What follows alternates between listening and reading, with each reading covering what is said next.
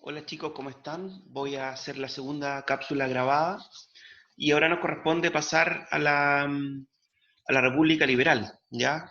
Acuérdense que la semana pasada nosotros vimos lo que era la República Conservadora y la organización del Estado porteliano, ¿ya?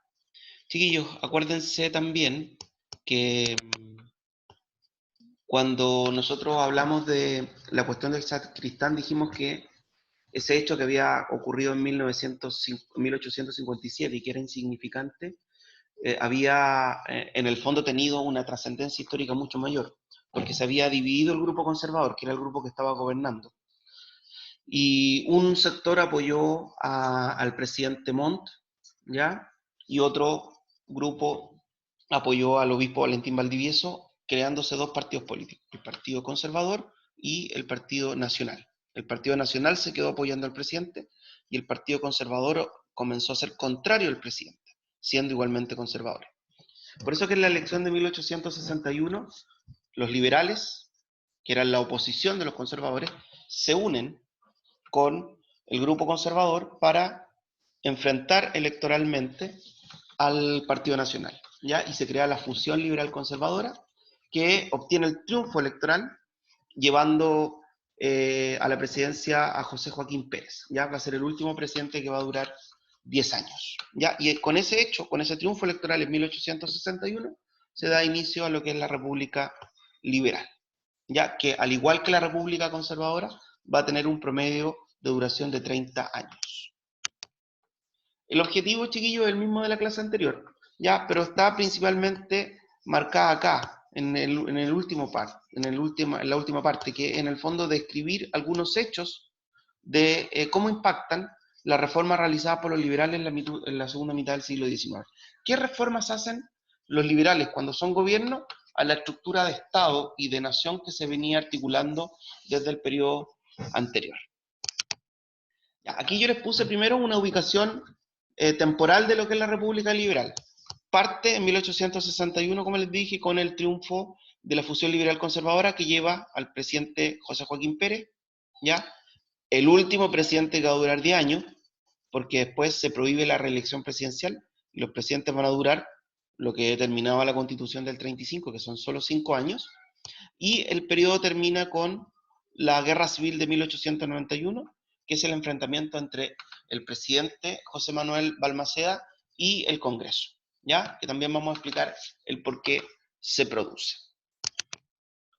Ahora, ¿cuáles son los objetivos del gobierno liberal? Yo los he organizado en 4, ¿ya? Y que van a estar relacionados con las actividades que ustedes van a hacer después. Primero, disminuir la autoridad y poder del presidente de la República, aumentando el del Congreso.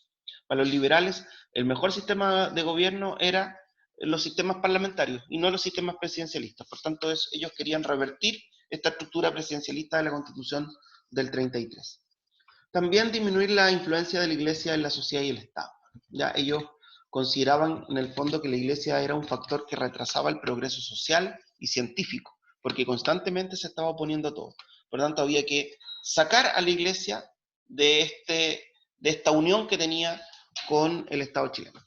Y también se debían, como tercer objetivo, aumentar los derechos civiles y la libertad individual de las personas, ¿ya? Que también es un objetivo liberal, y avanzar hacia una economía más liberal de corte capitalista. Nosotros vamos a analizar cada uno de ellos en qué se hace para lograr estos objetivos. Para disminuir el poder del presidente, primero, que es el primer objetivo que hemos puesto, se prohíbe la reelección inmediata del presidente. El presidente ya no va a durar 5 años con posibilidad de ser reelecto por 5 años más. Se le inhibe esa posibilidad. El presidente no puede ser reelecto.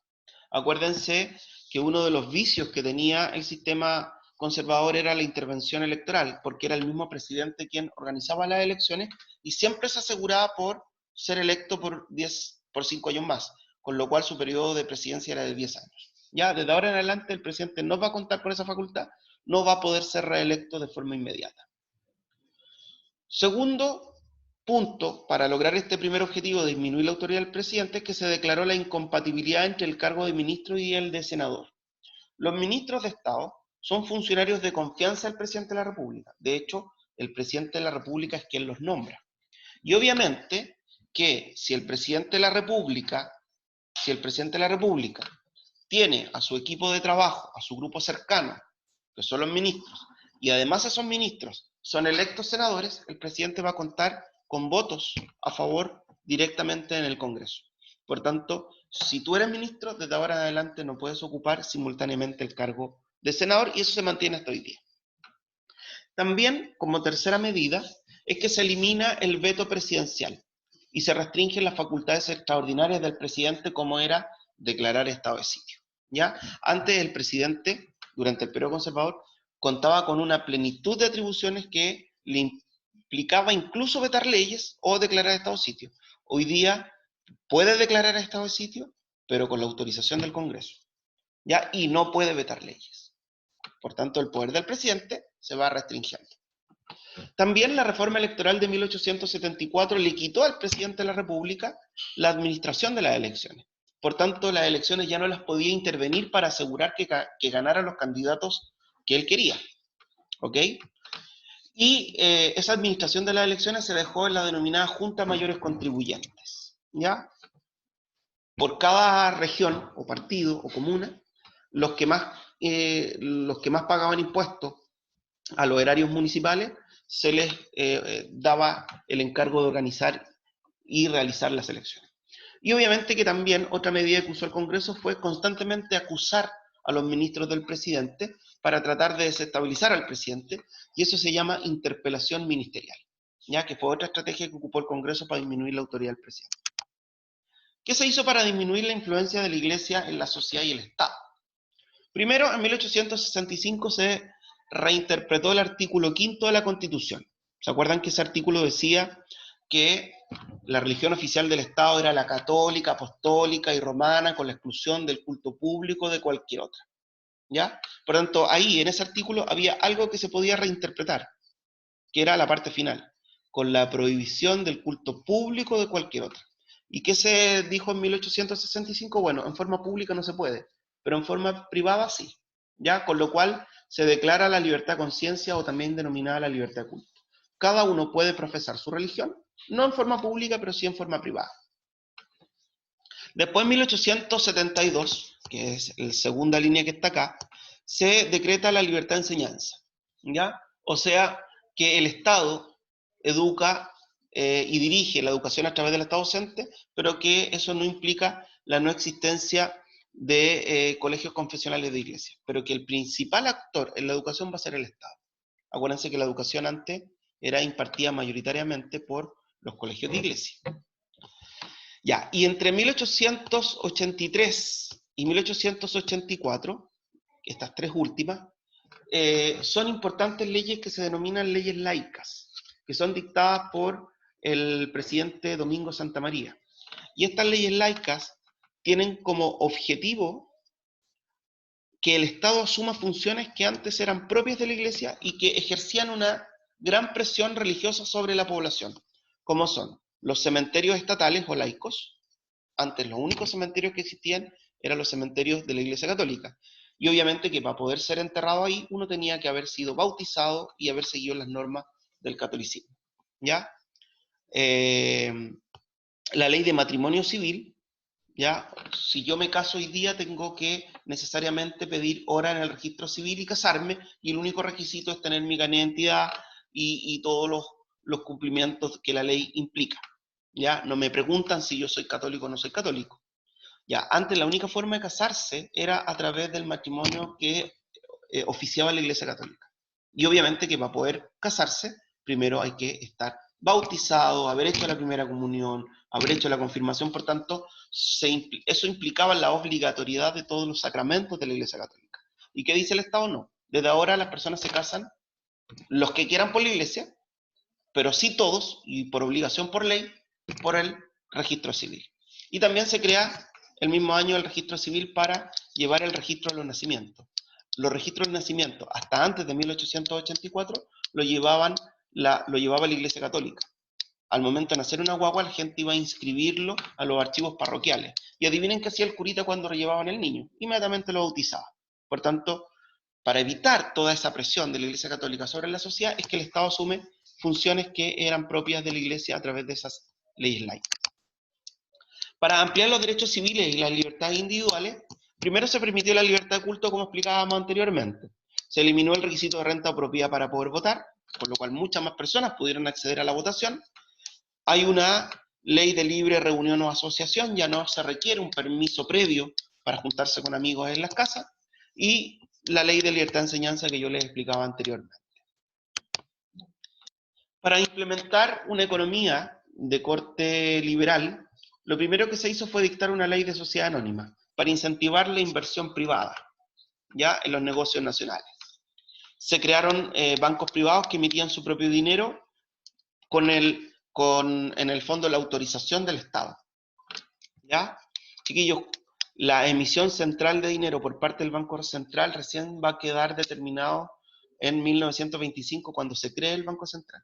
¿Ya? Hasta este momento cada banco emite su propio dinero. Hay una rebaja en los aranceles aduaneros a las importaciones. ¿Qué significan aranceles aduaneros? Son los impuestos que se le ponen a los productos que vienen de afuera. Esas son las importaciones. ¿Ya? Entonces, ¿qué se dice ahora? Esos impuestos que antes eran muy altos comienzan a bajar para tratar de incorporar a Chile en la economía capitalista mundial de importar y exportar. También hay una extensión del ferrocarril y el telégrafo como elementos de adelanto tecnológico, pero también como en materia comunicacional para los negocios y para poder transportar los recursos naturales desde los puntos de producción hacia los puertos y que de allí puedan ser exportados. De hecho, el primer ferrocarril que se construye, que es en 1849, se construye entre Copiapó y el Puerto Caldera, ¿ya? Principalmente para exportar la plata que se sacaba o los minerales que se sacaban de esas zonas, ¿ya? Y por último hay una presencia de empresarios extranjeros en la explotación del salitre, donde el que más destaca es el señor John Thomas North, el llamado rey del salitre, que se hace cargo, una vez terminada la guerra del Pacífico, de todo lo que es la explotación del salitre y la exportación del llamado oro blanco. Producto de todos estos objetivos, durante estos 30 años de gobierno se comienza a generar una fricción, una pugna entre la autoridad del presidente y la autoridad del Congreso, que va a explotar en 1891 y va a dar origen a una guerra civil. ¿Quién se enfrenta en esta guerra civil? Balmaceda, el presidente, José Manuel, versus el Congreso, ¿ya? El Congreso liberal. ¿Por qué se origina el problema? Por la aprobación de la ley de presupuesto anual. El presidente Balmaceda mandó un presupuesto el año 1890 que el Congreso demoró y se negó a aprobar, ¿ya? Eso genera una pugna entre ambos. El ejército o las Fuerzas Armadas chilenas se dividen, el ejército apoya al presidente Balmaceda, la Armada apoya al Congreso, y durante un par de meses están en una pugna de batalla constante que termina con el triunfo del Congreso sobre las fuerzas del presidente en las batallas de Placilla y Concón, instaurándose otra etapa en la historia de Chile que se llama la República Parlamentaria, donde los que gobiernan son los del Congreso y el presidente solamente se transforma en una figura decorativa. Y yo, con la información que les acabo de grabar ahora, con las características y objetivos de la República Liberal, ustedes van a poder hacer la actividad que yo les voy a dejar subida a la página del colegio. ¿Ya? Espero que estén bien y nos vemos en el horario de chat para resolver las dudas. Un abrazo, que estén bien.